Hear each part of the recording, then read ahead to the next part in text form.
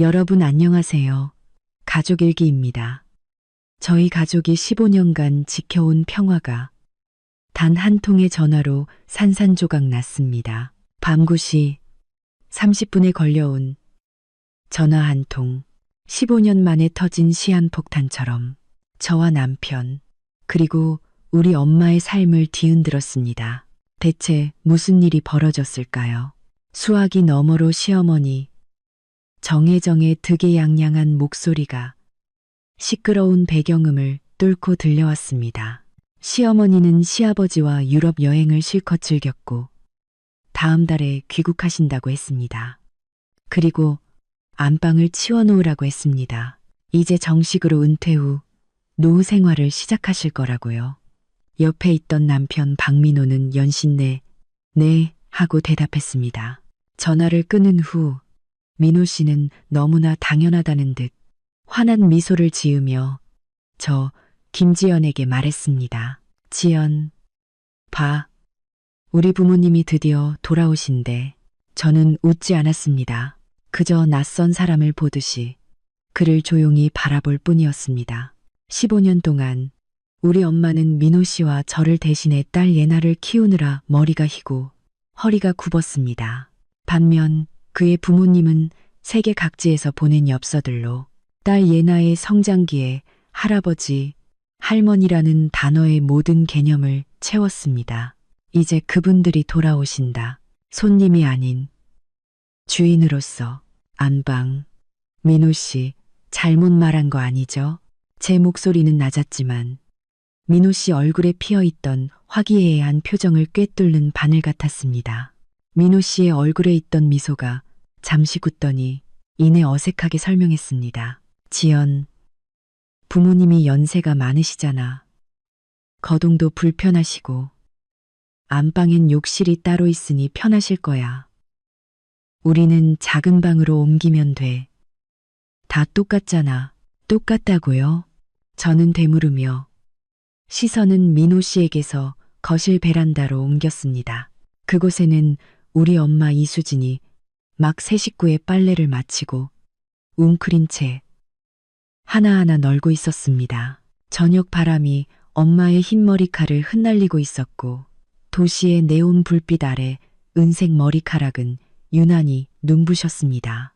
15년, 딸 예나가 세상에 태어났을 때부터 지금 어엿한 소녀로 자랄 때까지 우리 엄마는 이 집에서 매일 반복되는 잡다한 집안일을 전담했습니다. 반면 시부모님 박재국과 정혜정은 SNS에서 세계를 유람했습니다.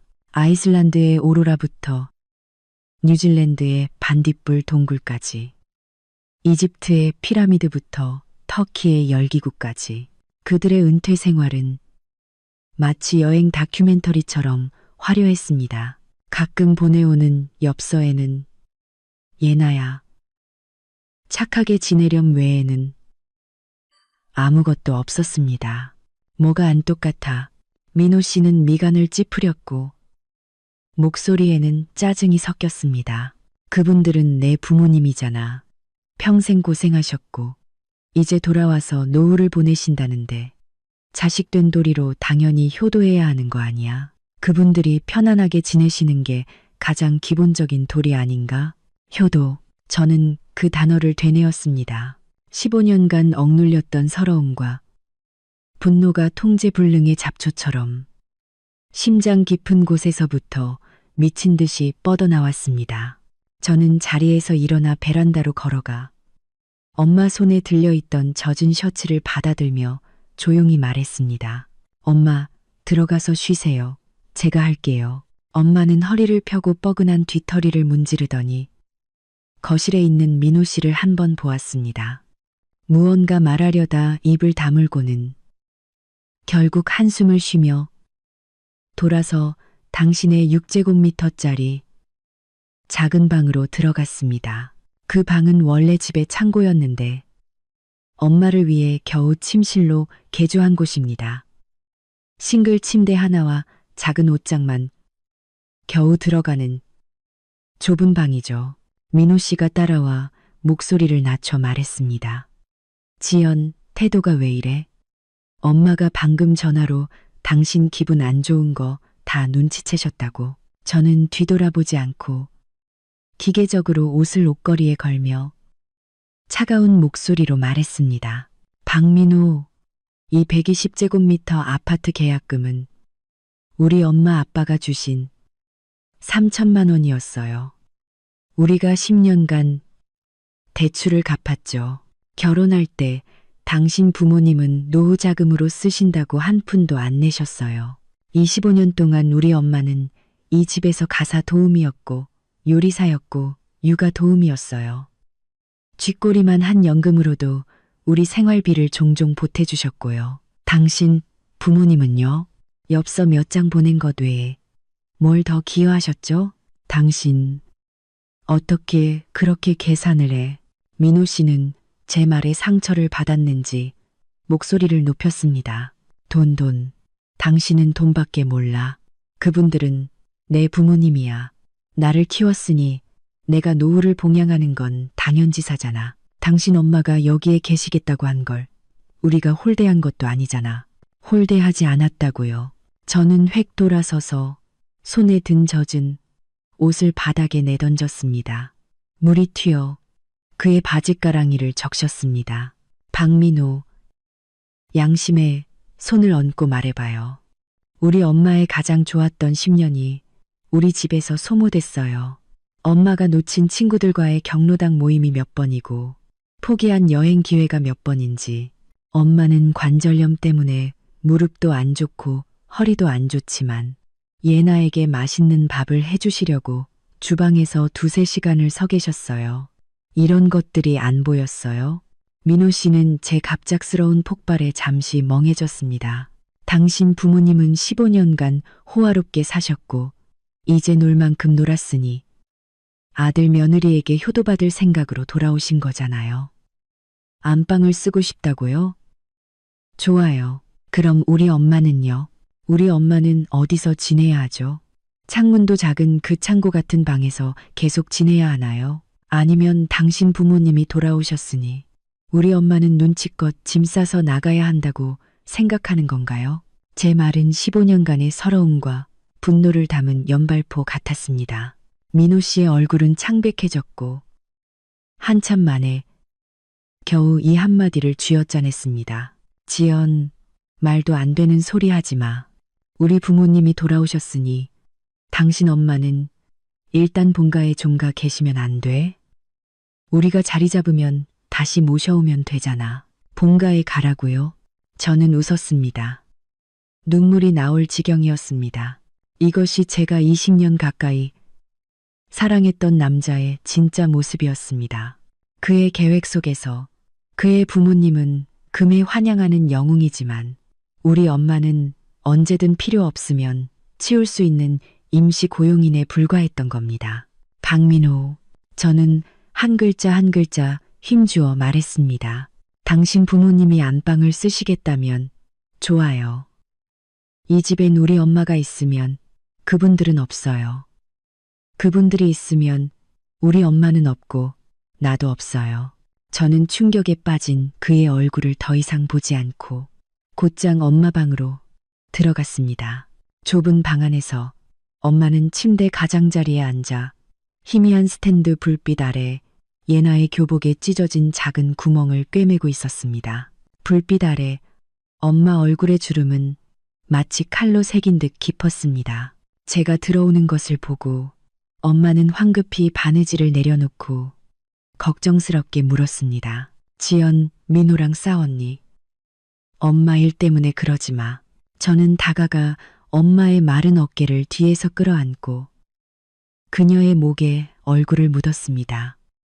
익숙한 비누 향이 섞인 엄마의 냄새를 탐욕스럽게 들이마셨습니다. 15년간 쌓였던 눈물이 이 순간 터져 나왔습니다. 엄마, 죄송해요. 죄송해요. 이렇게 오랫동안 서러움을 겪게 해드려서. 민호 씨는 그날 밤 안방에 들어오지 못했습니다. 문을 닫고도 저는 거실을 왔다 갔다 하는 그의 초조한 발소리와 간간이 들리는 억눌린 한숨 소리를 들을 수 있었습니다. 저는 개의치 않았습니다. 머릿속에는 지난 15년간의 장면들이 영화처럼 반복 재생되고 있었습니다. 딸 예나가 갓 태어났을 때 저는 산후 몸조리가 필요했지만 회사는 복귀를 재촉했습니다. 저희는 시어머니 정혜정에게 몇 달만이라도 와서 아이를 돌봐달라고 부탁했습니다. 시어머니는 전화 너머로 단호하게 말했습니다. 너희 아빠랑 나 회사에서 하이난해남도 요양단체 여행을 조직했는데 진작에 신청해놨다. 못 간다.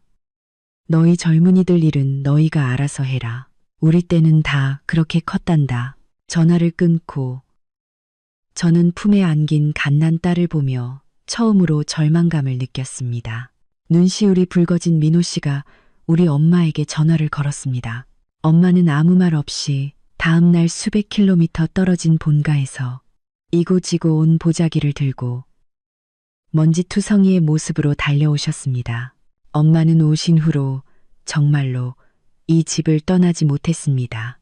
젖병을 물리고 기저귀를 가는 일부터 나중에는 유치원 등하원과 숙제지도 그리고 지금의 사춘기 반항까지 엄마는 어머니가 해야 할 거의 모든 것을 도맡아 하셨습니다. 반면 저는 직장이라는 거친 흐름 속에서 필사적으로 몸부림쳤고 평사원에서 부서 책임자까지 올라 이 가정의 대부분의 경제적 지원을 담당했습니다. 민호 씨는요. 그는 공기업의 평범한 직원이었고 한직이었지만 수입은 안정적이었습니다. 그는 저와 딸을 사랑했고 우리 엄마에게도 감사했습니다. 하지만 그의 성격에는 뿌리 깊은 나약함과 맹목적인 효심이 있었습니다. 그의 세상에서 부모님은 언제나 권위였고 도전할 수 없는 존재였습니다. 그는 늘 우리 부모님이 고생을 많이 하셨다. 나 대학 보내느라 힘들게 사셨다고 말했지만 우리 엄마가 홀로 저를 키우며 겪은 고통은 얼마나 봤을까요? 다음 날 아침 저는 다크서클이 짙어진 얼굴로 일어났습니다. 민호 씨는 이미 식탁에 앉아 있었습니다. 테이블 위에는 엄마가 막 만들어 놓은 쌀죽과 튀김빵.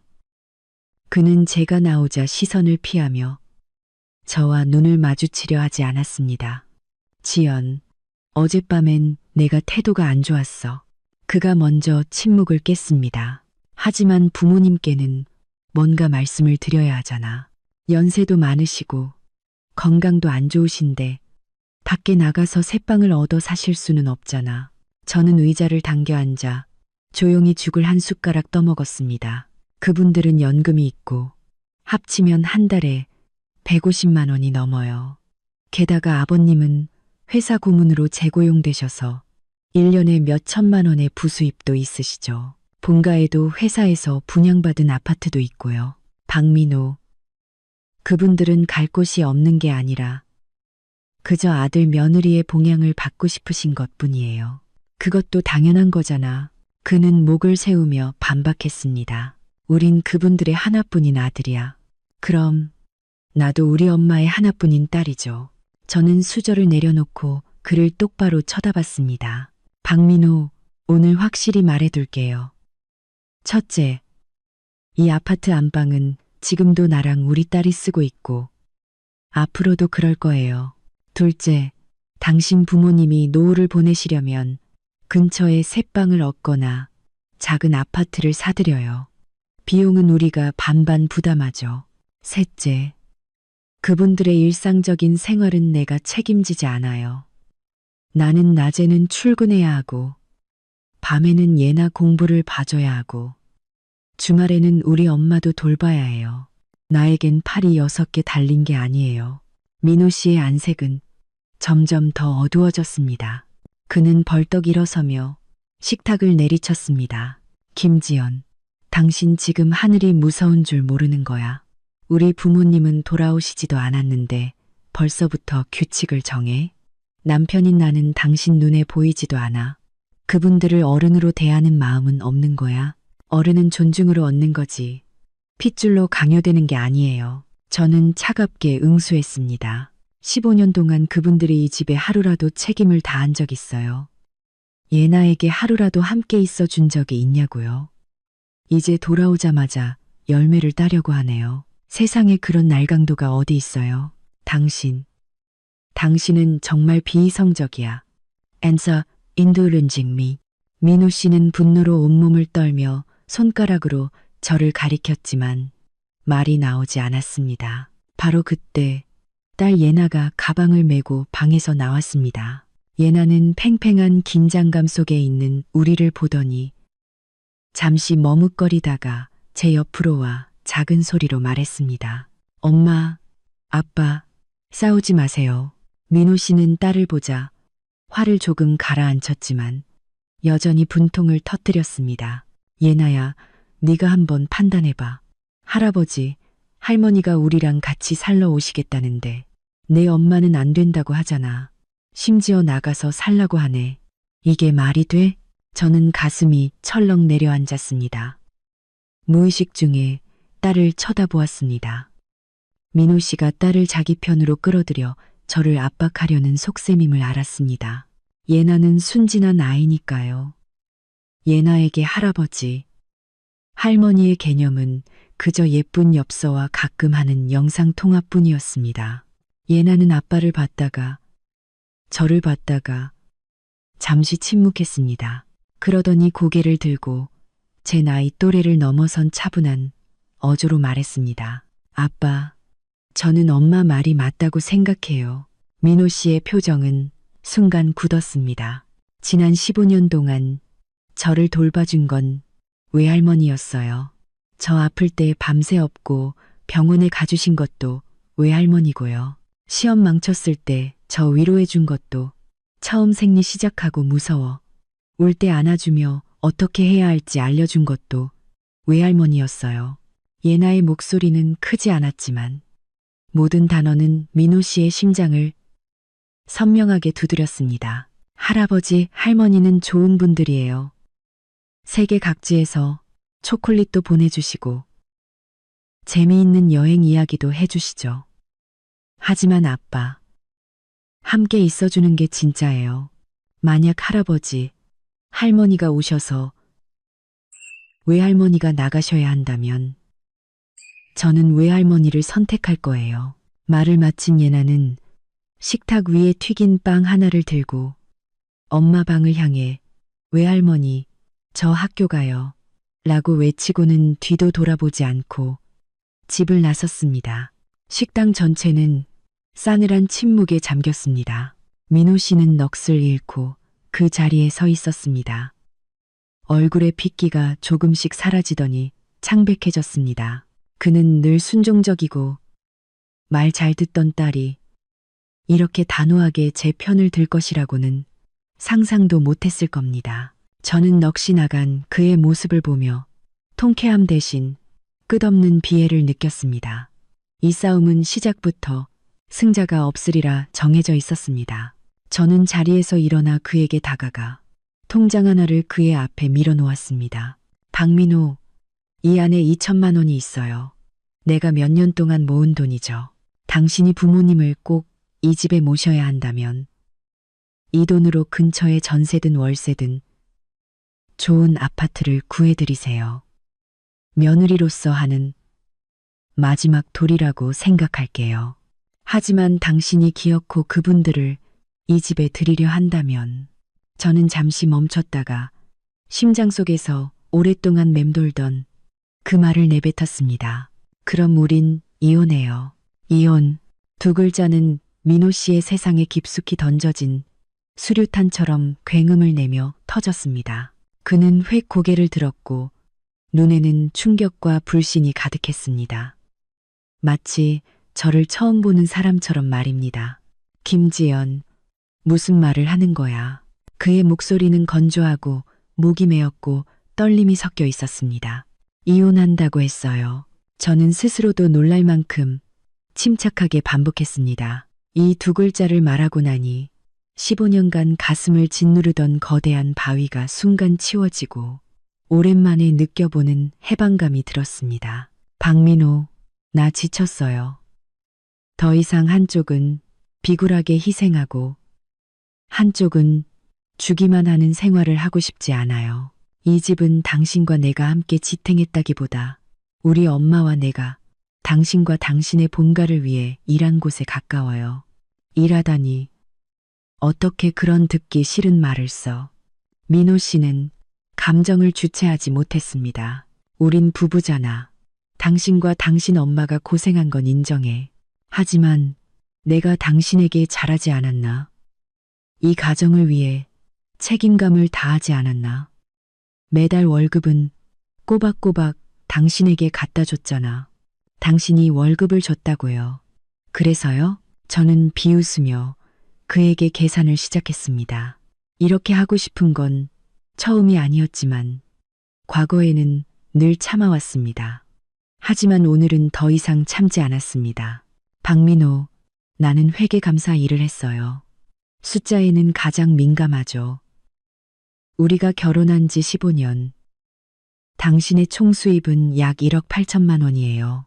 내 총수입은 그 3배인 5억 4천만 원에 달하죠. 이 아파트 월 할부금은 월 150만 원. 10년간 갚은 금액이 1억 8천만 원이에요. 딸 교육비, 학원비, 캠프 비용 등은 매년 평균 1천만 원. 15년이면 1억 5천만 원이죠. 가정의 일상적인 지출, 공과금, 식비, 의료비 등은 한 달에 최소 60만 원. 15년이면 1억 800만 원이에요. 여기에 경조사비와 양가 부모님 용돈까지 합치면 지난 세월 총지출은 4억 원이 훌쩍 넘어요. 저는 점점 창백해지는 그의 얼굴을 보며 계속 말했습니다. 당신의 그 1억 8천만 원으로는 이 집의 기본적인 지출 절반도 채우지 못해요. 나머지 부족분은 내가 채웠죠. 그동안 나는 당신에게 따진 적 없어요. 우리는 부부니까. 그렇게 구분할 필요 없다고 생각했으니까. 하지만 그렇다고 당신이 나의 헌신을 당연하게 누리고 심지어 우리 엄마에게 당신 부모님을 위해 자리를 양보하라고 요구할 권리는 없어요. 게다가 제 목소리에는 날카로움이 묻어났습니다. 이 계산에는 우리 엄마의 15년간 무료 노동은 포함하지도 않았어요. 시세로 따지면 숙식하는 육아 도우미 월급은 최소 200만 원. 15년이면 얼마인지 아세요? 3억 6천만 원이에요. 박민호, 당신은 우리 엄마가 이 집, 당신의 유일한 아들, 그리고 당신이 가장 아끼는 손녀를 위해 이 돈의 푼돈이라도 희생했다고 말할 수 있나요? 민호 씨는 완전히 말을 잃었습니다. 그는 온몸에 기운이 빠진 듯 의자에 축 늘어져 앉아 두 손으로 머리를 감싸 안았습니다. 고통스러운 신음 소리를 냈습니다. 제가 말한 모든 단어는 사실이었습니다. 차갑지만 진실이었습니다. 그는 반박할 수 없었습니다. 지난 세월 동안 그는 이 사실들을 선택적으로 무시하며 자신을 가정적인 좋은 남편이라는 환상 속에 가두고 살아왔기 때문입니다. 우리 엄마도 우리에게 돈을 주려고 했어. 그는 중얼거렸습니다. 스스로에게 마지막 변명을 찾으려는 듯이 내가 안 받았어. 가족끼리 돈 얘기하면 정이 상할까봐. 당신이 안 받은 건 체면 때문이었죠. 저는 핵심을 찔렀습니다. 당신은 당신 부모님 앞에서 유능하고 그분들의 걱정을 덜어주는 아들 역할을 하고 싶었으니까. 하지만 당신의 그 체면은 우리 엄마의 건강과 나의 커리어 전망을 희생해서 얻은 거예요. 박민호, 우리 엄마가 도와주지 않았다면 내가 30살 초반의 부서 책임자 자리에 오를 수 있었을까요? 저는 아마도 아이를 돌보기 위해 경력을 포기하고 매일 부엌 주변을 맴도는 주부가 되었을 거예요. 이 말은 낙타의 등을 부러뜨리는 마지막 지푸라기 같았습니다. 민호 씨의 심리적 방어선은 완전히 무너졌습니다. 그는 붉어진 눈으로 저를 쳐다봤습니다. 눈빛은 고통, 후회, 그리고 간절한 애원이었습니다. 지연, 그만해. 제발 그만해. 그는 흐느꼈습니다. 내가 잘못했어. 정말 잘못했어. 당장 부모님께 전화해서 돌아오시지 말라고. 본가에 계시라고 할게. 늦었어요. 박민호. 저는 고개를 저었습니다. 마음은 물처럼 고요했습니다. 이건 그분들이 오고 안 오고의 문제가 아니에요. 당신의 태도 문제죠. 당신의 잠재의식 속에서 당신의 부모님은 늘 최우선이었고, 나와 우리 엄마, 심지어 예나까지도 그분들을 위해 양보해야 하는 존재였어요. 오늘 이 일은 그저 도화선이었을 뿐이에요. 당신 부모님이 오시지 않았더라도 앞으로 또 다른 일이 생겼을 거예요. 나는 더 이상 도박하고 싶지 않아요. 더는 감당할 수 없어요. 저는 가방에서 서류를 꺼내 그의 앞 테이블 위에 조용히 놓았습니다.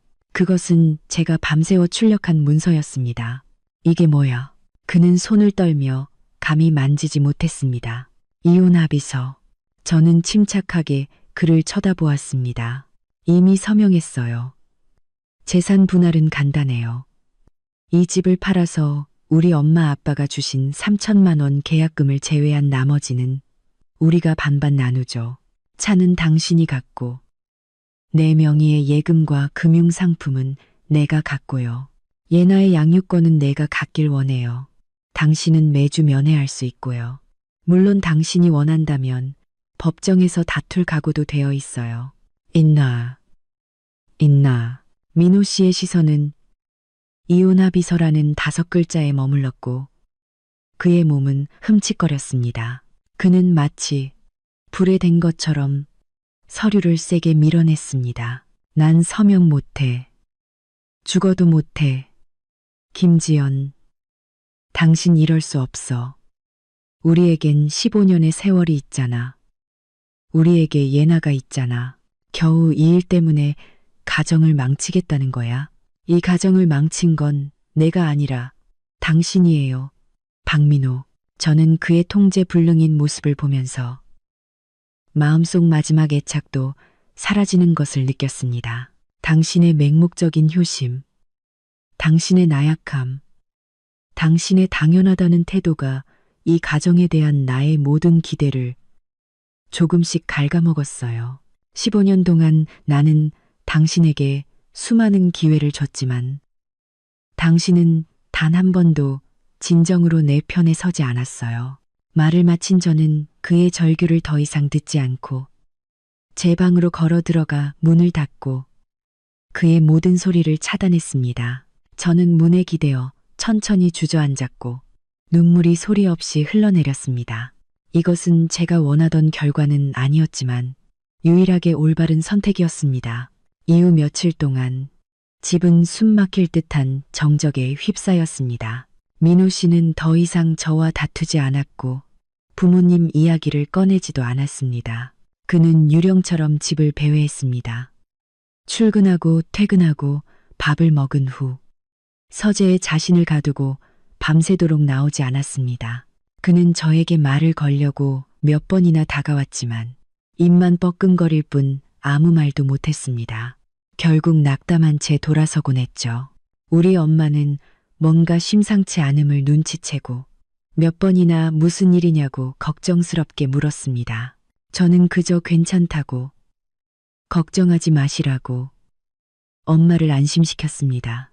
엄마의 존엄을 지키기 위해 제가 스스로 15년 결혼 생활을 깨뜨렸다는 사실을 알리고 싶지 않았습니다. 엄마는 이미 저를 위해 너무 많은 것을 희생했어요. 더 이상 저 때문에 불안해하게 할 수는 없었습니다.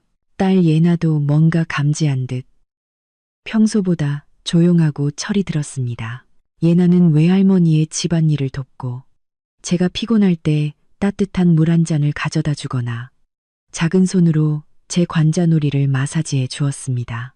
예나는 아무것도 묻지 않았지만 눈빛에는 저를 향한 지지와 이해가 가득했습니다.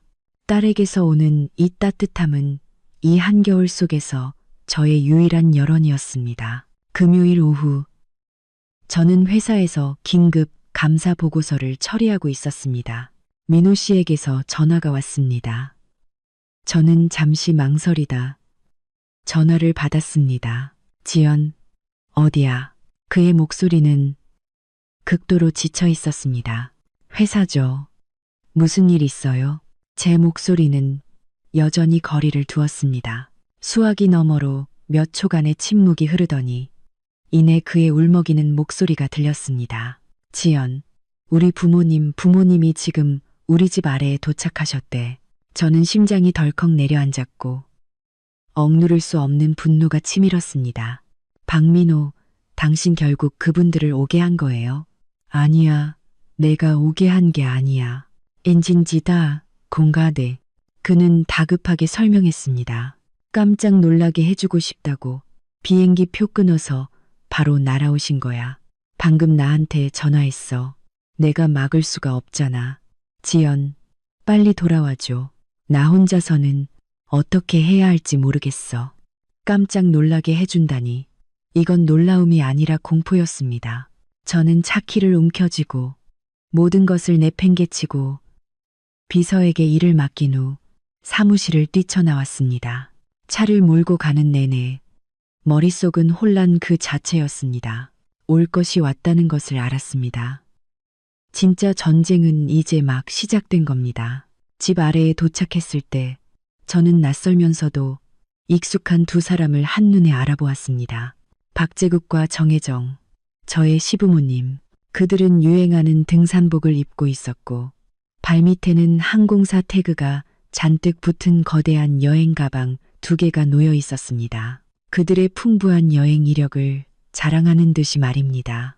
제 차를 보자 정혜정은 곧바로 환한 웃음을 지으며 다가왔습니다. 아이고 민호야, 이제야 왔니? 이 녀석이 전화를 왜 안 받아? 네 아빠랑 한참을 기다렸단다. 민호 씨는 차에서 내렸고 얼굴은 곤란함으로 가득했습니다. 엄마, 휴대전화를 무음으로 해놨었어요. 정혜정은 아들의 이상한 기색을 눈치채지 못하고 민호 씨 너머로 저를 보았습니다.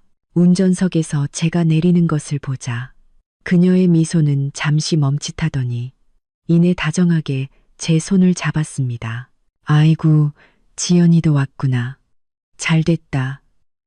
잘됐어. 어서 짐 좀 옮기는 걸 도와줘. 아이고, 힘들어 죽겠네. 이번에 호주에서 비행기 10몇 시간을 탔더니 뼈가 다 부서지는 것 같구나.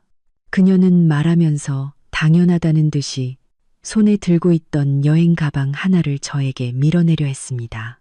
저는 움직이지 않았고 그녀의 말에도 대답하지 않았습니다. 그저 조용히 그녀를 바라보다가 시선을 옆에 서 있는 시아버지 박재국에게로 옮겼습니다. 시아버지는 여전히 굳은 표정이었고 마치 늙은 간부처럼 팔짱을 낀 채 주위를 살피고 있었습니다. 마치 자신의 영토를 시찰하듯이 말입니다. 저의 침묵의 분위기는 순간 어색해졌습니다. 정혜정의 손은 허공에 멈췄고 얼굴의 미소도 조금 어색해졌습니다. 지연, 이 애가 왜 멍하니 서 있는 거야? 우리를 못 알아보겠니? 옆에서 민호 씨는 당황하며 땀을 흘렸습니다. 그는 저에게 다가와 차 키를 빼앗으려 하며 말했습니다. 엄마, 지연이 방금 퇴근해서 피곤해. 내가 할게. 저는 손을 거두어 그의 접촉을 피했습니다. 그리고 시어머니를 똑바로 보며 또박또박 입을 열었습니다. 제 목소리는 낮았지만 그 자리에 있는 모두가 똑똑히 들을 수 있을 만큼 충분했습니다.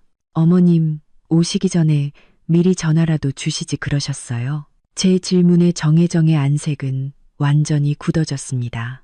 그녀는 손을 거두고 허리에 손을 얹으며 어른의 위엄을 내세웠습니다. 뭐라고? 내가 내 아들 집에 돌아오는데 너에게 미리 보고라도 해야 한다는 거니? 김지연, 몇 년 못 봤다고 예의를 다 잊었구나. 예의의 문제가 아니에요. 저는 그녀의 눈빛을 피하지 않고 침착하게 말했습니다. 이 집은 지금 우리 엄마가 도와주고 계세요. 연세도 많으시고 건강도 안 좋으시죠. 집에 갑자기 손님이 들이닥치면 우리 엄마가 준비하고 적응할 시간이 필요해요. 이렇게 연락도 없이 오시는 건 너무 갑작스럽습니다. 손님이라고? 정혜정은 기가 막힌다는 듯이 목소리를 8옥타브 높였습니다. 김지연, 정신 차려. 여긴 내 아들 집이야. 나는 손님이 아니라 이 집의 안주인이지. 오히려 네 엄마야말로 남인데. 우리 집에서 이렇게 오래 지냈으면 이제 돌아가셔야 하는 거 아니니? 이 말은 마치 저의 뺨을 세게 후려치는 것 같았습니다. 저의 온몸의 피가 이 순간 거의 응고되는 듯 했습니다. 제가 입을 열기도 전에 내내 침묵하고 있던 박제국이 입을 열었습니다. 그는 위에서 아래를 내려다보는 듯한 말투로 저에게 말했습니다. 김지연, 내 어머니가 여기서 도와준 건 고맙게 생각한다. 하지만 모든 일에는 분수가 있는 법이야. 우리가 돌아왔으면 그분도 눈치껏 스스로 떠날 줄 알아야지. 우리 집은 빈둥거리는 사람 안 둬. 아빠, 민호 씨는 경악하며 소리쳤습니다. 그는 자신의 부모님이 이렇게 가혹하고 냉정한 말을 하리라고는 예상하지 못했을 겁니다. 그러나 저는 빈둥거리는 사람이라는 두 단어를 듣자마자 15년간 팽팽하게 당겨져 있던 심장의 끈이 완전히 끊어졌습니다. 저는 웃었습니다. 마음속에서부터 웃음이 터져 나왔습니다. 저는 가방에서 민호 씨가 감히 만지지 못했던 그 이혼 합의서를 천천히 꺼냈습니다. 민호 씨에게 다가가 공포에 질린 그의 눈앞에서 그 서류를 탁 소리가 나게 그의 품에 던졌습니다. 박민호, I'm good on you다. 저는 그를 쳐다보며 또 눈이 휘둥그레진 그의 부모님을 쳐다보며 전례 없는 평정심과 단호함으로 선언했습니다.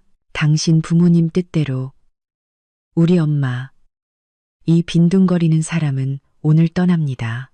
동시에 이 집의 안주인인 나도 떠날 거예요. 이 자리 당신들에게 양보합니다. 당신들 가족의 화목하고 행복한 만년을 기원해요. 공기는 이 순간 응고된 듯 했습니다. 박제국과 정혜정의 얼굴에 떠있던 오만함과 우월감은 순식간에 충격과 경악으로 바뀌었습니다. 그들은 제가 소리치거나 울거나 아니면 비굴하게 굴거나 하는 수천 가지의 반응을 예상했을 겁니다. 하지만 제가 직접 이혼 합의서를 내놓으리라고는 절대 상상하지 못했을 겁니다. 민호 씨는 그 서류를 뜨거운 인두를 아는 것처럼 쥐고 있었습니다. 두 손은 통제불능으로 떨리고 있었고 얼굴은 새하얗게 질려 입술만 부들부들 떨 뿐 아무 말도 하지 못했습니다. 김지연, 너 미쳤니? 가장 먼저 정신을 차린 건 정혜정이었습니다. 그녀는 날카롭게 소리치며 제 코앞에 손가락질했습니다. 이런 독한 여자 같으니 우리가 막 돌아왔는데 이혼을 해? 우리 박씨 가문의 대를 끊으려는 거니? 대를 끊는다고요. 저는 그녀를 냉정하게 바라보았습니다. 어처구니가 없었습니다. 저는 어머님 걱정 마세요. 예나의 양육권은 제가 끝까지 쟁취할 겁니다. 박씨 성을 가졌지만 예나는 김지연의 딸이고 제가 사람답게 키울 거예요.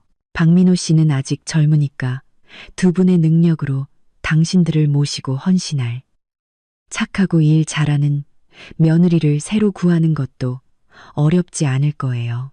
제 말은 독이 묻은 칼처럼 정혜정의 심장을 정확하게 찔렀습니다. 그녀가 가장 자랑스럽게 생각하는 것이 아들이었고 가장 중요하게 여기는 것이 가문의 대를 잇는 일이었기 때문입니다. 저는 그녀의 가장 위선적인 가면을 산산조각 냈습니다. 너, 이 유물 같은. 그녀는 분노로 온몸을 떨며 제 뺨에 손을 휘둘렀습니다. 민호 씨는 정신을 차리고 그녀의 손목을 낚아챘습니다. 엄마, 제발 이러지 마세요. 대화로 풀어요. 대화, 어떻게 대화로 풀어? 정혜정은 아들의 손을 뿌리치고는 저를 그리고 민호 씨를 번갈아 가리키며 말했습니다. 네가 얻은 저 좋은 며느리를 봐. 우리가 너를 힘들게 키웠는데 네가 우리의 노후를 책임지길 바랐는데 저 여자는 우리를 쫓아내려 하고 이혼까지 하려고 하잖아. 이 무능한 녀석아. 내 부모가 이런 취급을 당하는데도 그냥 보고만 있을 거니? 박제국도 드디어 참지 못하고 굳은 얼굴로 민호 씨에게 호통쳤습니다. 박민호, 너 사내대장부 맞냐? 당장 저 여자에게 저 서류를 치우고 우리에게 사과하라고 해.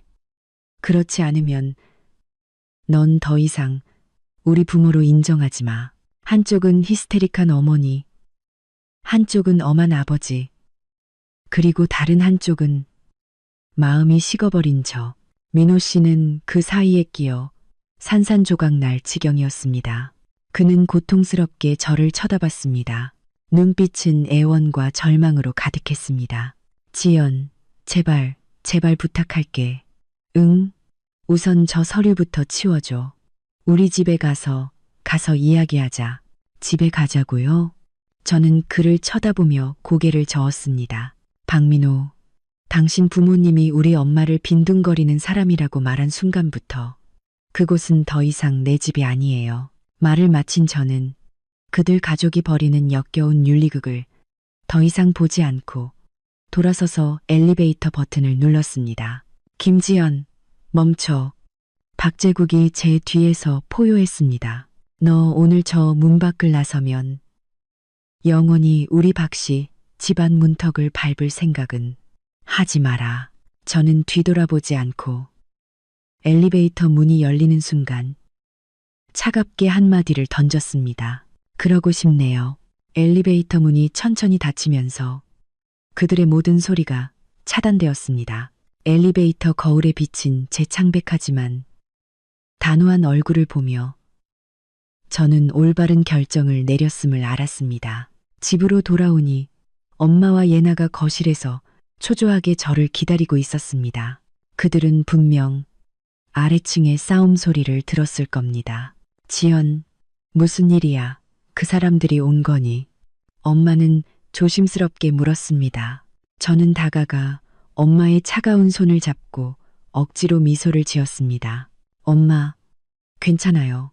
엄마와 저는 이제 더 이상 서러움을 겪지 않아도 돼요. 그리고 딸 예나에게로 돌아섰습니다. 예나야, 내 짐을 좀 챙기렴. 외할머니랑 같이 잠시 나가서 지낼 거야. 예나는 아무것도 묻지 않고 그저 힘껏 고개를 끄덕이더니 즉시 방으로 돌아갔습니다. 이 아이의 비정상적인 의젓함에 저는 가슴이 아프면서도 기뻤습니다. 엄마는 당황했습니다. 엄마는 저를 붙잡고 다급하게 말했습니다. 지연, 충동적으로 그러지 마. 부부싸움은 흔한 일이야. 엄마 때문에 이러지 마. 엄마는 본가로 돌아가서 너희들에게 짐이 되지 않을게. 엄마, 저는 엄마의 말을 끊고 힘껏 안아드렸습니다. 엄마는 짐이 아니에요. 한 번도 짐이었던 적 없어요. 제 잘못이에요. 내가 너무 나약해서 엄마를 이렇게 오랫동안 고생하게 한 거죠. 이제 끝내야 해요. 저는 간단하게 갈아입을 옷가지와 중요한 서류가 든 가방만 챙겼습니다. 제가 여행 가방을 끌고 한 손에는 엄마를, 다른 한 손에는 예나를 잡고 집문을 나섰을 때 민호 씨가 마침 우리를 뒤따라왔습니다. 그는 문을 막고 서 있었고 두 눈은 충혈되어 있었으며 목소리는 쉬어 있었습니다. 지연, 예나, 가면 안 돼. 이 집은 당신들이 없으면 안 돼. 그의 뒤에는 박제국과 정혜정도 따라와 있었지만 그들은 더 이상 소리치지 않았습니다. 그저 복잡하고 원망 섞인 눈빛으로 저를 쳐다볼 뿐이었습니다. 분명 아래층에서 민호 씨가 이혼 합의서와 저의 단호한 결심을 그들에게 모두 말했을 겁니다. 저는 민호 씨를 무시하고 예나에게 말했습니다. 예나, 아빠에게 작별 인사하렴. 잉크지. 예나는 아빠를 바라보았고 눈가가 붉어졌습니다. 하지만 예나는 굳은 얼굴로 말했습니다. 아빠, 언제 엄마와 외할머니를 지켜줄 줄 알게 되시면 그때 다시 돌아올게요. 이 말은 굵은 쇠망치처럼 민호 씨의 심장을 강하게 내리쳤습니다. 그의 몸이 휘청거렸고 거의 쓰러질 뻔했습니다. 저는 엄마와 딸을 이끌고 그의 곁을 돌아 지나갔습니다. 뒤돌아보지 않고 엘리베이터로 들어섰습니다. 이번에는 정말 떠나는 것이었습니다. 우리는 우선 호텔에 임시로 머물렀습니다. 엄마와 딸을 안심시킨 후 저는 혼자 창가에 앉아 도시의 불빛을 바라보았습니다. 휴대전화는 끊임없이 울리고 있었습니다. 민호 씨의 전화와 메시지였습니다. 저는 하나도 보지 않고 그를 차단했습니다. 15년간의 결혼 생활은 이토록 처참한 방식으로 마침표를 찍었습니다. 저는 앞으로 어떻게 될지 몰랐지만 지금부터는 오직 저 자신과 우리 엄마 그리고 우리 딸을 위해서만 살 것이라는 것을 알았습니다. 제가 수많은 생각에 잠겨 있을 때 전화가 울렸습니다. 모르는 번호였습니다. 저는 잠시 망설이다 전화를 받았습니다. 전화 너머로 다급하고 울먹이는 여성의 목소리가 들렸습니다. 여보세요? 김지연 씨 되시나요? 여기는 시청 종합병원 응급실입니다. 어머니 이수진 님이 방금 실신하셨어요. 뭐라고요? 제 머릿속은 윙 하는 소리와 함께 무거운 것에 얻어맞은 것처럼 순간 하얗게 비어버렸습니다. 휴대전화가 손에서 미끄러질 뻔했습니다. 김지연 씨, 들리시나요?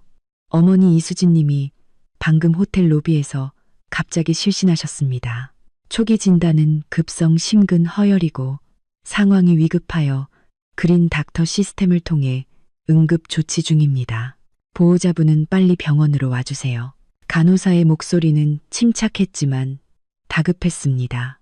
모든 단어가 바늘처럼 제 심장을 찔렀습니다. 네, 당장 갈게요. 저는 온 힘을 다해 겨우 이 말을 목에서 쥐어짜냈습니다. 전화를 끊고 저는 온몸이 떨렸습니다. 방을 뛰쳐나와 미친 듯이 엘리베이터 버튼을 눌렀습니다. 방금 전까지만 해도 단호했던 마음이 이 순간 거대한 공포와 자책감에 완전히 잠식되었습니다. 내 탓이야. 모두 내 잘못이야. 내가 그렇게 단호하게 엄마를 데리고 나오지 않았다면, 엄마가 이 갑작스러운 변고와 감정적 충격을 겪지 않았다면 어떻게 실신했을까요? 엄마는 원래 고혈압이 있었고 의사는 흥분하지 말라고 당부했었는데 저는 호텔 로비로 달려갔고 멀리서 딸 예나가 땅에 웅크리고 앉아 소리 없이 울고 있는 것이 보였습니다. 호텔 직원 몇 명이 그녀 주위에 모여 있었지만 어찌할 바를 몰라 했습니다. 예나, 저는 달려가 아이를 와락 껴안았습니다. 엄마, 예나는 저를 보자마자 결국 목 놓아 울었습니다. 외할머니가 방금 어지럽다고 하시더니 쓰러지셨어요. 엄마, 너무 무서워요. 괜찮아, 아가, 괜찮아. 외할머니는 괜찮으실 거야. 분명 괜찮으실 거야. 저는 딸의 차가운 몸을 안고 계속 반복했습니다. 그 말이 딸을 위로하는 말인지 저 자신을 위로하는 말인지 알 수 없었습니다. 저는 스스로를 진정시키고 지금은 무너질 때가 아니라고 다짐했습니다. 저는 예나를 호텔의 착한 여직원에게 맡기고 가장 빠른 속도로 택시를 잡아타고 병원으로 향했습니다. 택시는 밤거리에서 질주했습니다. 창밖의 네온사인은 어지럽게 빛났지만 제 눈에는 모두 흐릿한 빛의 덩어리로 보였습니다. 저는 간절히 기도했습니다. 우리 엄마에게는 절대 아무 일도 있어서는 안 된다고. 만약 엄마에게 무슨 일이라도 생긴다면 저는 평생 저 자신을 용서하지 못할 겁니다. 병원 응급실에 도착하자마자 저는 응급실 문 위에 켜진 붉은 불빛을 한눈에 알아보았습니다. 그 붉은 불빛은 저를 비웃는 듯한 눈처럼 느껴져 감히 쳐다볼 수 없었습니다. 저는 문으로 달려갔지만 간호사에게 제지당했습니다. 보호자는 들어갈 수 없어요. 밖에서 기다려주세요. 입니까? 제가 이수진의 딸입니다. 우리 엄마, 괜찮은 건가요? 저는 간호사의 팔을 붙잡았습니다. 목소리가 심하게 떨렸습니다. 환자는 아직 응급조치 중이세요. 정확한 상황은 의사 선생님이 나오셔야 알 수 있습니다. 우선 가서 수속부터 밟아주세요.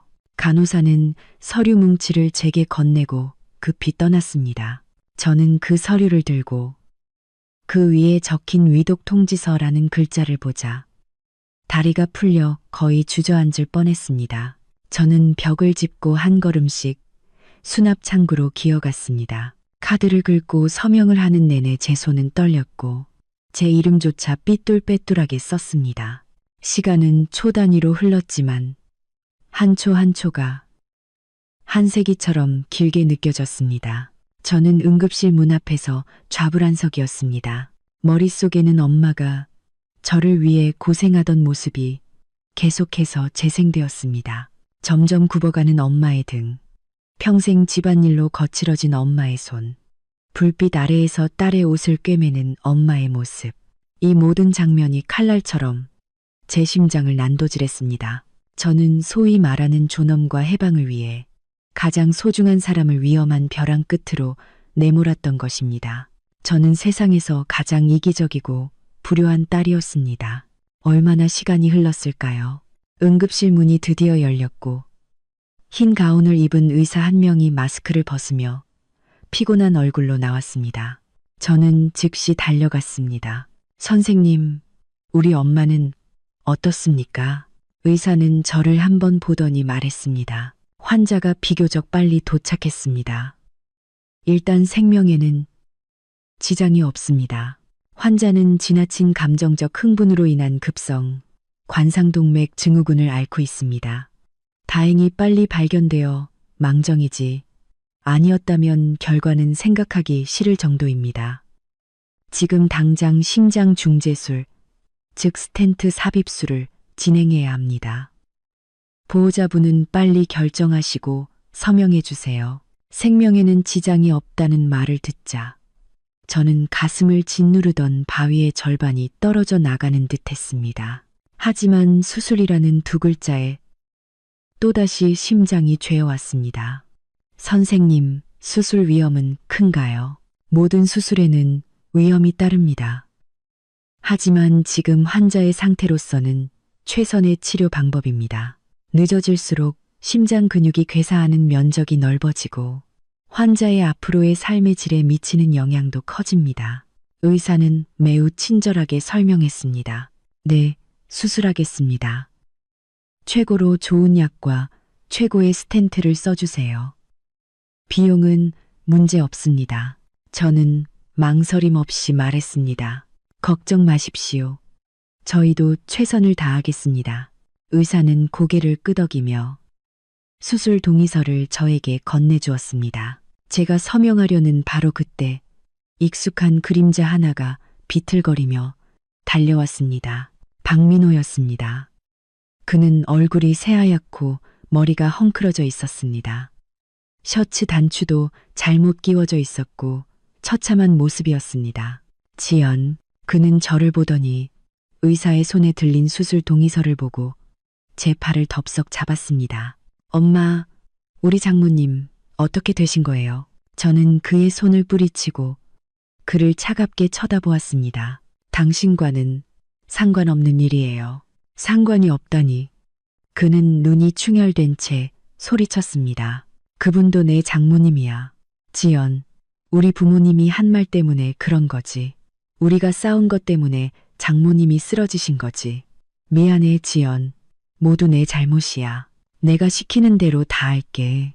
제발 장모님 좀 뵙게 해줘. 장모님을 뵙겠다고요? 박민호, 당신이 감히 뵐 낯이 있어요? 저는 후회와 참회가 뒤섞인 그의 모습을 보면서도 마음속에 연민이라고는 조금도 생기지 않았습니다. 오직 뼛속까지 시린 냉기만이 느껴졌습니다. 당신과 당신의 오만한 부모님이 아니었다면 우리 엄마가 여기에 누워 있겠어요? 당신 지금 여기 온 건 우리 엄마가 죽었는지 안 죽었는지 확인하고 마음 편하려고 온 거예요. 제 말은 지독하게 악랄했고 저 자신도 놀랄 정도였습니다.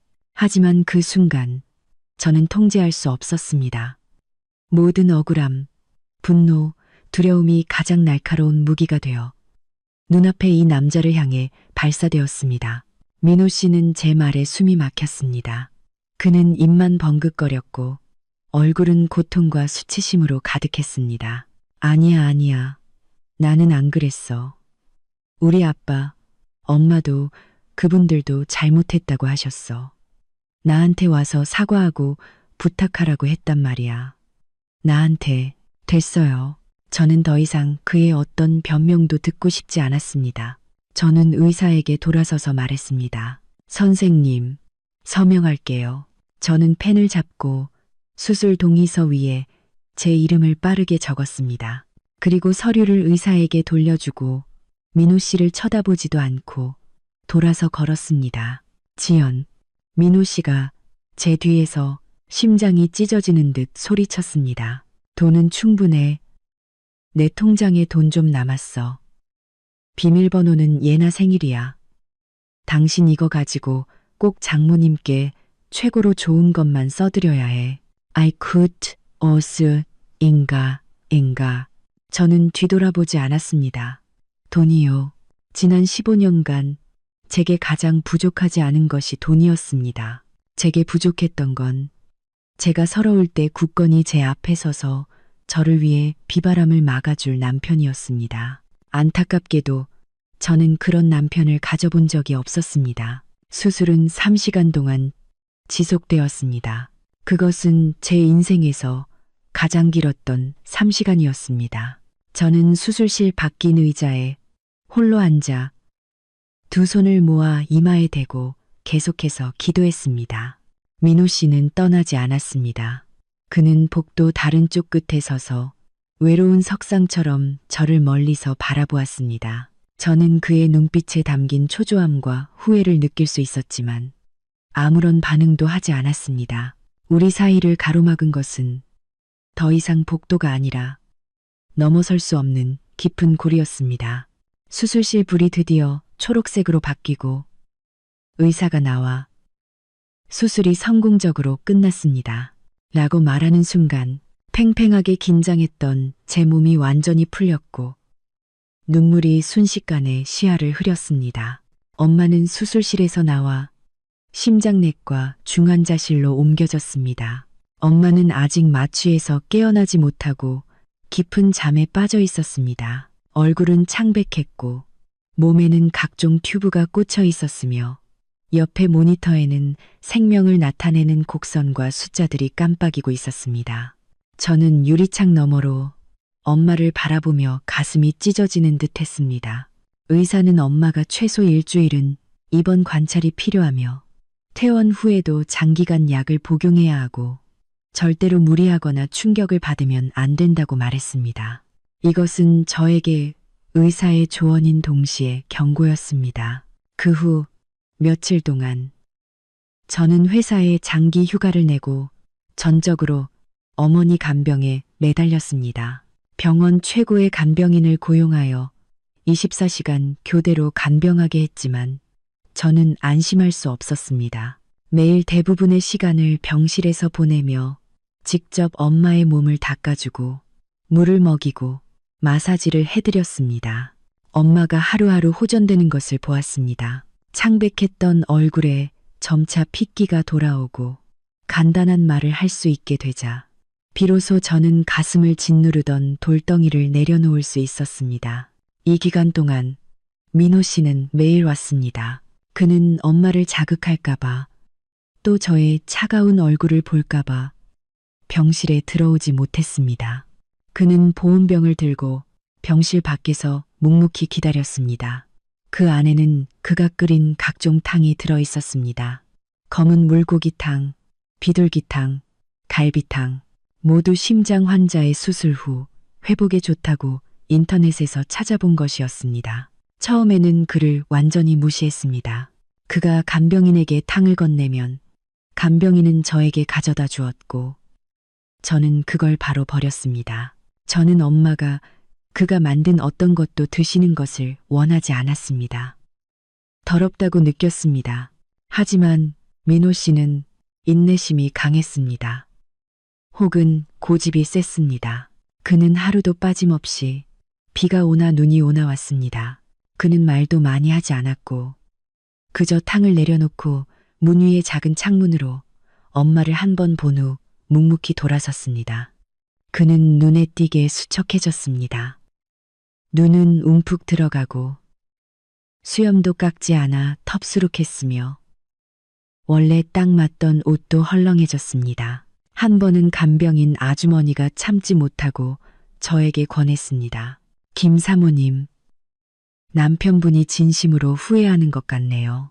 매일 점심때 오시는데 한 번은 비가 억수같이 내리는데도 온몸이 젖은 채로 문 앞에서 한참을 기다리시더라고요. 저 탕도 매일 새벽에 일어나 직접 끓인 거예요. 손에 대인 물집도 여러 개 봤어요. 부부싸움은 칼로 물 백이라는데 왕이모님, 저는 그녀의 말을 끊었습니다. 이건 우리 집안일입니다. 염려해 주셔서 고맙지만 제가 알아서 할게요. 인거, 간병인 아주머니는 저의 단호함에 더 이상 말을 잇지 않았습니다. 딸 예나는 매일 방과 후에 병원에 왔습니다. 예나는 병상 옆에 엎드려 외할머니에게 작은 목소리로 교과서를 읽어주고 학교의 재미있는 일들을 이야기해 주었습니다. 예나는 복도 끝에 민호 씨를 볼 때마다 복잡한 눈빛을 보냈습니다. 한 번은 예나가 저에게 조심스럽게 물었습니다. 엄마, 정말 아빠랑 이혼할 거예요. 저는 딸의 머리를 쓰다듬으며 진지하게 눈을 맞췄습니다. 예나야, 만약 엄마와 아빠가 함께 있는 게 엄마를 불행하게 하고 외할머니를 아프게 한다면 그래도 우리가 같이 있길 바라니. 예나는 한참을 침묵하다가 결국 고개를 저었습니다. 저는 엄마가 행복하고 외할머니가 건강했으면 좋겠어요. 딸의 이해를 얻자 제 마음속 마지막 동요도 사라졌습니다. 엄마는 의식이 돌아온 후 자신이 수술을 받았다는 사실과 전후 사정을 알게 되었습니다. 엄마는 제 손을 잡고 눈물을 흘렸습니다. 지연, 모두 엄마 잘못이다.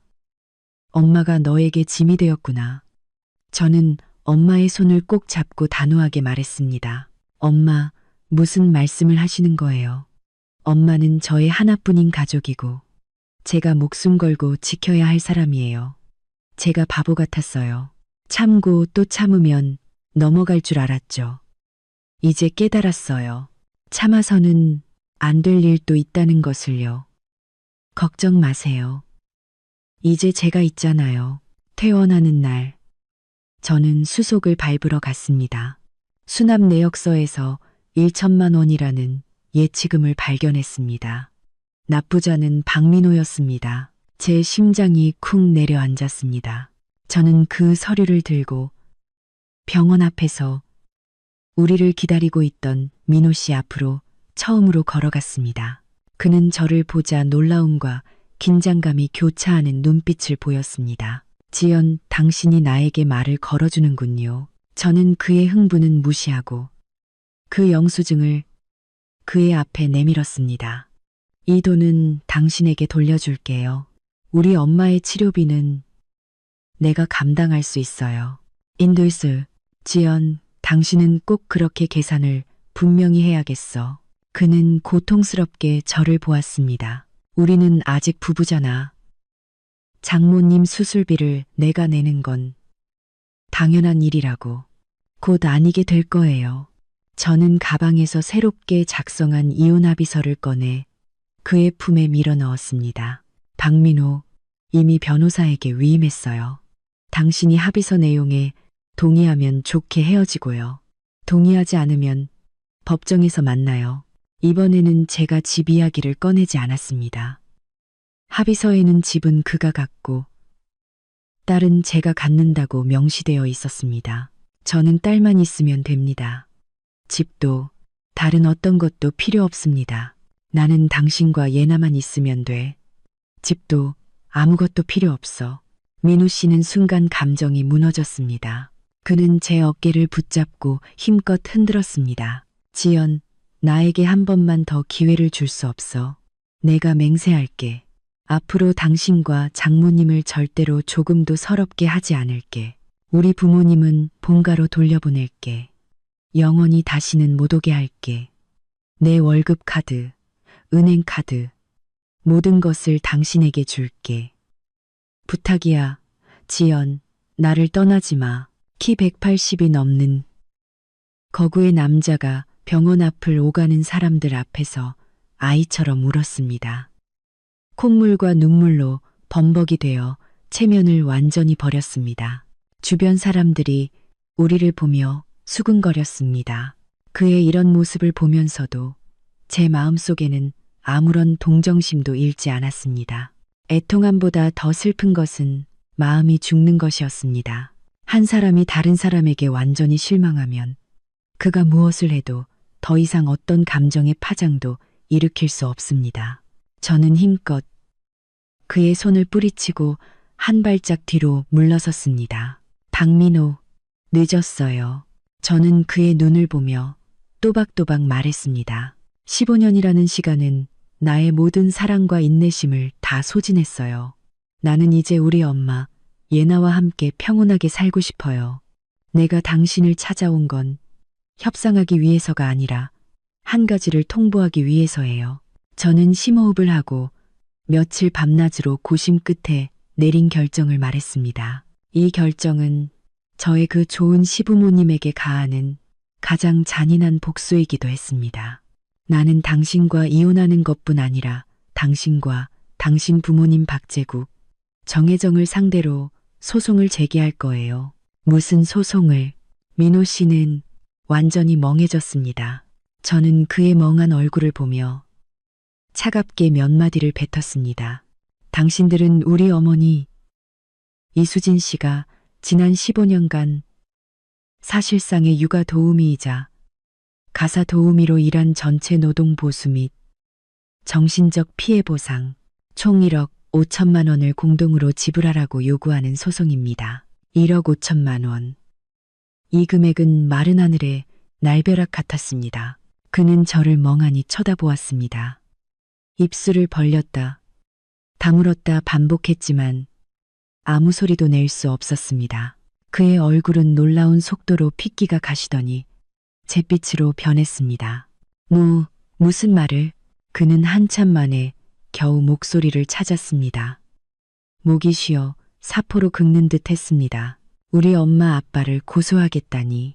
김지연, 당신 어떻게 그럴 수가 있어? 내가 왜 그럴 수 없는 거죠? 저는 그를 냉정하게 바라보았습니다. 억눌렸던 분노가 마침내 터져나올 구멍을 찾았습니다. 나는 법을 통해 우리 어머니가 마땅히 받아야 할 권리와 존엄을 지키려는 거예요.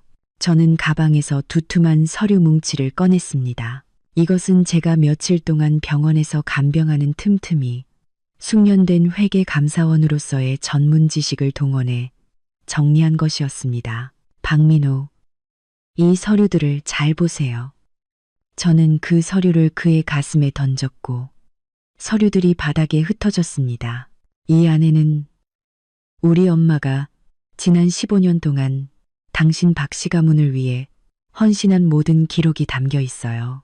예나의 분유값, 기저귀값, 학비, 학원비 중 어느 한 푼인들 우리 엄마 연금으로 보태지 않은 게 있나요?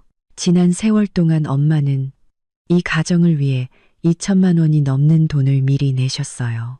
모든 내역에 이체 기록이 남아있죠. 그리고 엄마의 노동. 내가 변호사에게 자문하고 수많은 판례를 찾아봤어요. 친족 간의 부조행위는 보통 도덕적 의무로 간주되지만 한쪽의 희생이 정상 범위를 훨씬 벗어나고 다른 쪽은 장기간 부재하며 그 결과만 누렸을 때는 부당이득이 성립합니다.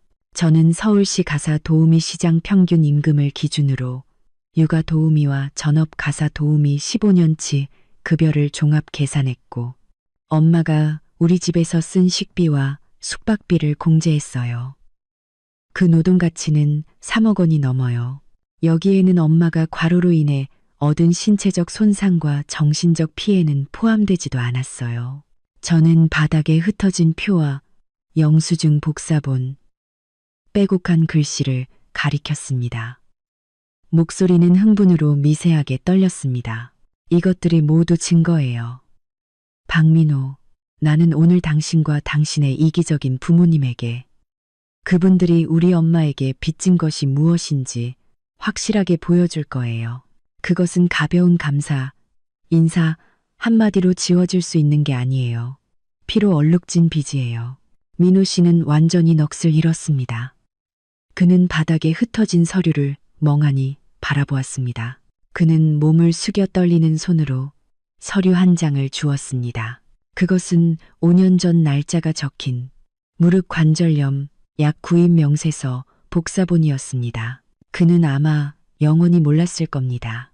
그의 겨울이 유난히 추웠고 우리 엄마 무릎이 아파 밤새 잠을 못 잤지만 우리에게 폐를 끼치지 않기 위해 낮에는 억지로 버티며 예나등 하원과 장복이 요리를 계속했다는 것을. 지연, 그는 고개를 들었습니다. 눈에는 핏발이 서 있었고 눈물과 후회가 그의 수척한 얼굴에 뒤섞여 흘러내렸습니다. 내가 잘못했어. 정말 잘못했어. 제발 이러지 마. 우리 엄마 아빠는 연로하셔서 그 충격을 감당할 수 없을 거야. 이 돈 내가 낼게. 내가 가진 모든 걸 팔고 빚을 내고 대출을 받아서라도 줄게. 제발 이 일을 법정으로 가져가지 말아줘. 그렇게 되면 우리 집은 정말 끝장이야. 당신네 집이요. 저는 세상에서 가장 우스운 이야기를 들은 것처럼 웃었습니다. 당신들 가족이 우리 엄마를 빈둥거리는 사람으로 취급하고 당연하다는 듯이 쫓아내려 한 그 순간부터 당신네 박씨 가문의 체면은 나에게 한 푼의 가치도 없어졌어요. 나는 반드시 고소할 거예요. 고소만 할 게 아니라 언론에도 알릴 겁니다. 나는 모든 사람들에게 보여줄 거예요. 며느리 어머니의 15년간의 무상 봉사를 누리고 자신들은 세계를 여행하며 호화롭게 지내다가 돌아와서는 주객전도하려 했던 사람들의 추악한 민낯을. 저의 결심은 가장 단단한 강철처럼 흔들리지 않았습니다. 이것은 돈 때문이 아니었습니다. 15년간 짓밟힌 우리 엄마의 존엄을 위한 한 맺힌 복수였습니다. 민호 씨는 완전히 절망했습니다. 그는 저의 성격과 전문 능력으로 미루어 볼 때 제가 말한 대로 실행할 것임을 알았습니다. 그가 가장 사랑하는 체면을 중시하는 부모님이 재판이 시작되면 어떤 비난과 이웃의 손가락질을 받게 될지 상상할 수 있었습니다. 그것은 그들에게는 죽음보다 더 괴로운 일일 겁니다. 그는 털썩 소리를 내며 제 앞에 무릎을 꿇었습니다. 키 180이 넘는 거구의 남자가 병원 앞을 오가는 사람들 앞에서 무릎을 꿇었습니다. 지연, 제발 부탁할게. 내가 당신에게 머리를 조아릴게. 그는 힘껏 머리를 땅에 박기 시작했고 쿵쿵 하는 소리가 났습니다. 내가 쓰레기였어. 내가 인간이 아니었어. 내가 불효했고 당신에게 죄짓고 장모님께도 너무 죄송해. 날 때려. 날 욕해. 뭐든지 할게. 제발 우리 엄마 아빠만은 살려줘. 그들에게 마지막 체면만은 남겨줘. 인하고 주변의 수군거림과 쑥덕거림이 조수처럼 밀려왔습니다. 저는 사람들 한가운데 서서 땅에 무릎 꿇고 이마에 피까지 흘리는 민호 씨를 바라보았지만 마음속에는 어떤 통쾌함도 없었습니다. 오직 끝없는 비애와 염증만이 있었습니다. 어쩌다 일이 이렇게까지 되었을까요? 만약 15년 전 그가 조금 더 책임감 있었다면, 만약 제가 서럽던 수많은 밤에 그가 따뜻한 위로 한마디라도 건넸다면, 만약 그의 부모님이 부당한 요구를 했을 때 그가 단 한 번이라도 단호하게 거절했다면 우리 사이는 오늘처럼 파국으로 치닫지 않았을지도 모릅니다. 하지만 만약은 없었습니다. 저는 눈을 감고 깊은 숨을 내쉬었습니다. 다시 눈을 떴을 때 제 눈에는 차가운 단호함만 남아 있었습니다. 저는 그를 한 번도 보지 않았습니다. 막 퇴원 수속을 마친 간병인이 휠체어에 태워 데리고 나온 엄마를 부축하고 멀리서 저를 기다리던 딸을 불렀습니다. 그리고 길가에 세워둔 제 차로 향했습니다. 뒤에서는 민호 씨의 심장이 찢어지는 듯한 울음소리가 들려왔습니다. 저는 이 남자의 삶이 저에 의해 파괴되었다는 것을 알았지만 후회하지 않았습니다. 저는 결국 당장 소송을 제기하지는 않았습니다. 민호 씨가 무릎 꿇은 모습에 마음이 약해진 것이 아니라 우리 엄마 때문이었습니다. 엄마는 저의 결정을 알고 난 후 눈물을 흘리며 저를 붙잡았습니다. 지연, 관두자. 우리 고소하지 말자. 엄마는 돈 필요 없다. 엄마는 그저 네가 예나가 잘 지내는 것만 보면 돼. 우리가 그 사람들과 싸워 이길 수 없어. 일을 크게 만들면 예나에게도 안 좋을 거야. 엄마의 늙고 애원하는 얼굴을 보며 저는 타협했습니다. 저는 세상 모든 사람의 시선은 무시할 수 있지만 우리 엄마의 마음은 무시할 수 없었습니다. 엄마는 평생 남에게 해를 끼치지 않고 겁이 많은 분이셨습니다. 법정과 언론의 스포트라이트를 마주하는 것은 엄마에게는 고통이었을 겁니다. 하지만 고소하지 않는다고 해서 용서하는 것은 아니었습니다. 저는 가장 빠른 속도로 제 회사와 예나 학교에서 멀지 않은 고급 아파트 단지에 150제곱미터짜리 잘 꾸며진 방 3개짜리 아파트를 전세로 얻었습니다. 안방은 남향에 큰 베란다가 있는 방으로 엄마에게 드렸습니다. 햇볕이 가릴 것 없이 쏟아져 들어왔습니다. 저는 엄마에게 이곳에서 꽃도 가꾸고 책도 읽고 하고 싶은 모든 것을 하시라고 말씀드렸습니다. 이사하는 날 민호 씨가 왔습니다. 그는 더 이상 울거나 소란을 피우지 않고 묵묵히 저희 짐을 옮겨주었습니다. 마치 벌을 받는 인부처럼 말입니다. 저는 막지 않았고 고맙다는 말도 하지 않았습니다. 그가 마지막 상자를 새 집에 들여놓고 문가에 섰을 때 그는 새로워진 집을 바라보았습니다. 베란다의 등나무 의자에 앉아 한가롭게 햇볕을 쬐는 엄마를 보았습니다. 새 방에서 만화책을 정리하며 신나하는 예나를 보았습니다. 그의 눈빛에는 끝없는 상실감과 부러움이 가득했습니다. 지연, 그는 목이 쉬어 말했습니다. 여기가 좋네. 저는 고개를 끄덕일 뿐 아무 말도 하지 않았습니다. 그럼 나 먼저 가볼게. 필요한 거 있으면 언제든 전화해. 그는 아쉬움 가득한 눈빛으로 집을 한 번 더 쳐다보고는 쓸쓸하게 돌아섰습니다. 그 후로 민호 씨는 완전히 다른 사람이 된 듯 했습니다. 그는 매일 우리 아파트 단지 아래에 나타났습니다. 멀지도 가깝지도 않은 곳에 서 있었습니다. 어떤 날은 아침에 저와 예나가 집을 나서는 것을 보았고 어떤 날은 밤에 우리 집 창문에 불이 들어오는 것을 보았습니다. 그는 절대 올라와 방해하지 않았습니다. 마치 침묵하는 그림자 같았습니다. 주말에는 가장 신선한 식재료를 사서 우리 집 문 앞에 놓아두고 저에게 메시지를 보냈습니다. 장모님과 예나 좋아하는 탕 좀 끓여줘. 애들이 좋아할 거야. 저는 답장하지 않았지만 그 식재료들은 받았습니다. 저는 직접 요리해서 엄마와 예나와 함께 푸짐한 식사를 했습니다. 박제국과 정혜정은 다시는 만날 수 없었습니다. 그날 이후 민호 씨가 가장 단호한 태도로 비행기 표를 사서 그들을 본가로 돌려보냈다고 들었습니다. 정혜정은 전화로 시댁 친척들에게 울면서 하소연했습니다. 아들이 저라는 여우에게 홀려서 남을 위해 친부모도 버렸다고요. 하지만 일의 후속 전개는 그들의 예상을 완전히 벗어났습니다. 민호 씨는 부모님의 재산을 체계적으로 정리하기 시작했습니다. 그는 자기 명의로 부모님 명의의 아파트를 매물로 내놓았고 아버지에게는 고문직을 그만두라고 설득했습니다. 그는 부모님에게 돈이 필요하다고, 죄를 속죄하려면 아주 많은 돈이 필요하다고 말했습니다. 부모님은 당연히 반대했습니다.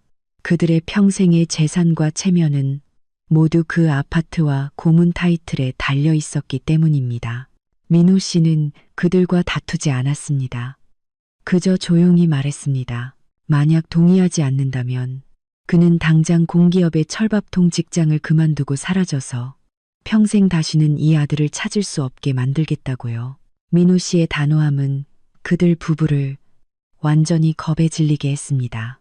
그들은 며느리도 사돈도 심지어 손녀도 무시할 수 있었지만 하나뿐인 이 아들을 잃는 것은 견딜 수 없었습니다. 결국 그들은 타협했습니다. 한 달 후 민호 씨는 통장 하나를 들고 저를 찾아왔습니다. 지연, 이 안에 1억 5천만 원이 있어요. 그는 떨리는 손으로 통장을 제게 건넸습니다. 본가 아파트를 팔고 아빠의 예금에다 내가 모아둔 돈까지 합쳐서 마련했어. 비밀번호는 여전히 예나 생일이야.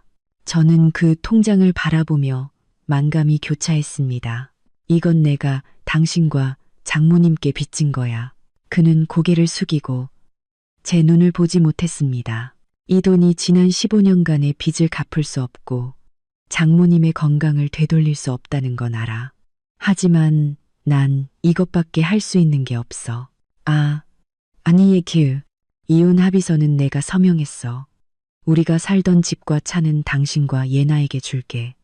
나는 빈손으로 나갈게.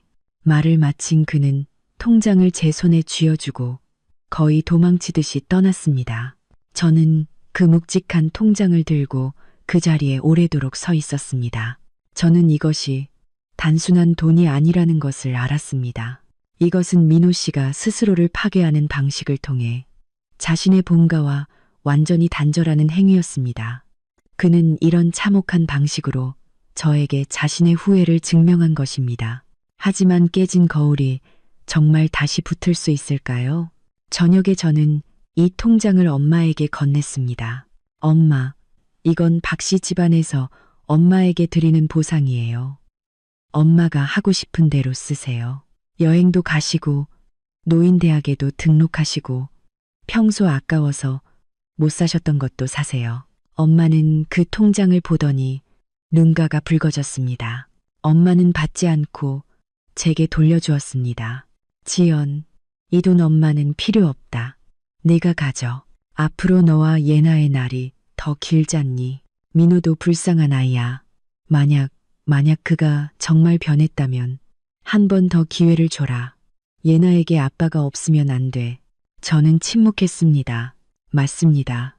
예나에게 아빠가 없으면 안 됩니다. 하지만 저는 정말 그를 다시 받아들일 수 있을까요? 제 마음속에서 천사와 악마가 싸우고 있을 때 휴대전화가 울렸습니다. 모르는 번호였습니다. 발신지는 민호 씨의 본가였습니다. 저는 전화를 받았습니다. 수화기 너머로 여성의 다급하고 울먹이는 목소리가 들렸습니다. 여보세요? 김지연 씨 맞나요? 저는 박민호의 사촌 누나예요. 빨리 돌아와 봐요.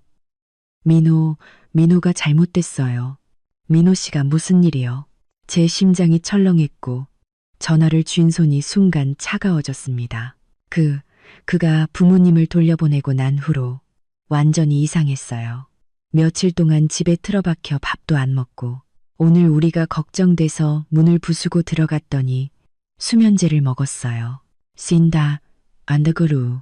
사촌 누나의 목소리는 울먹였습니다. 지금 시골 병원에서 응급치료 중이에요. 작은아버님, 작은어머님은 충격으로 쓰러지셨어요. 김지연 씨, 이혼 문제로 다투는 건 알지만 지금은 사람 목숨이 달린 문제잖아요. 빨리 돌아와줘요.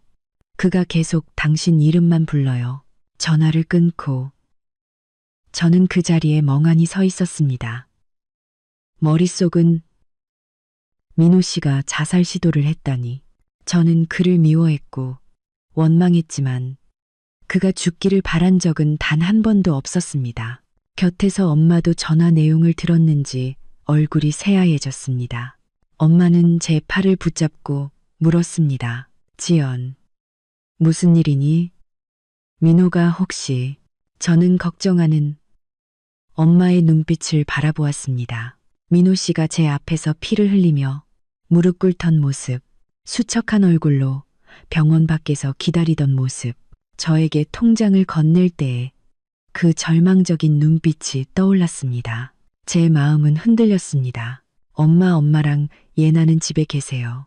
아무데도 가지 마시고요. 제가 돌아가서 확인해 볼게요. 저는 즉시 민호 씨의 본가와 가장 가까운 도시로 가는 비행기 표를 예매했습니다. 택시 안에서 요동치는 비행기 안에서 제 머릿속은 혼란스러웠습니다. 한때 저에게 혐오스러웠던 그 남자가 제가 가장 원하지 않는 방식으로 다시 제 사고를 지배했습니다. 그가 왜 극단적인 선택을 했을까요? 죄를 속죄하기 위해서일까요?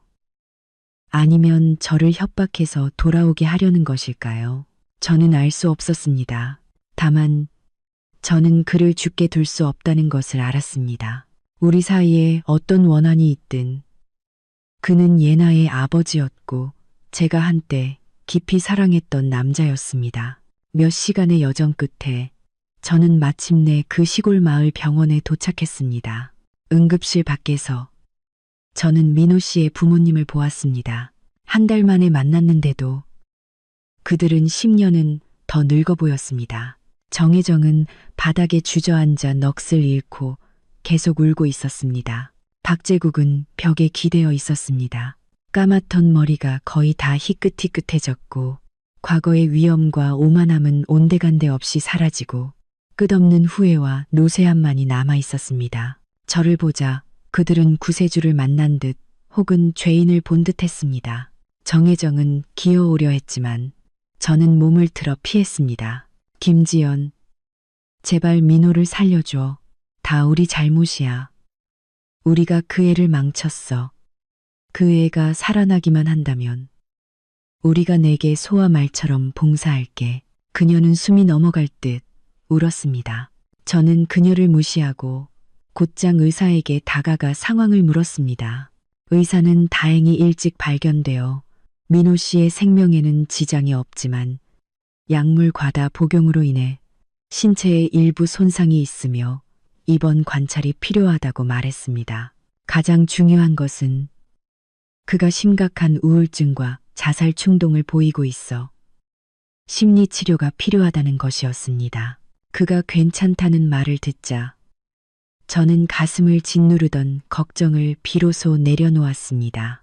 저는 유리창 너머로 병상에 잠든 남자를 바라보았습니다. 그는 수척했고 얼굴에는 핏기가 없었습니다. 제가 한때 너무나 잘 알던 이 남자는 이제는 낯설고 나약한 존재로 변해 있었습니다. 저는 그가 깨어날 때까지 병원에서 지켰습니다. 그가 눈을 떴을 때 저를 보고 보인 첫 반응은 기쁨이 아닌 경악이었습니다. 그는 몸을 일으키려 애썼고 목소리는 미약하고 쉬어 있었습니다. 당신이 왜 왔어? 가. 당신 얼굴 보기 싫어. 박민호, 당신 도대체 뭘 하려는 거예요? 저는 그의 침대 옆으로 걸어갔고 그를 내려다보았습니다. 당신이 죽으면 모든 게 끝날 거라고 생각해요? 예나는 생각 안 해요? 겨우 15살짜리 아이에게 엄마 때문에 자살한 아빠를 어떻게 마주하게 할 건가요? 아니, 그는 고통스럽게 눈을 감았고 눈물이 눈가에서 흘러내렸습니다. 그냥 사는 게 의미가 없다고 느껴졌을 뿐이야.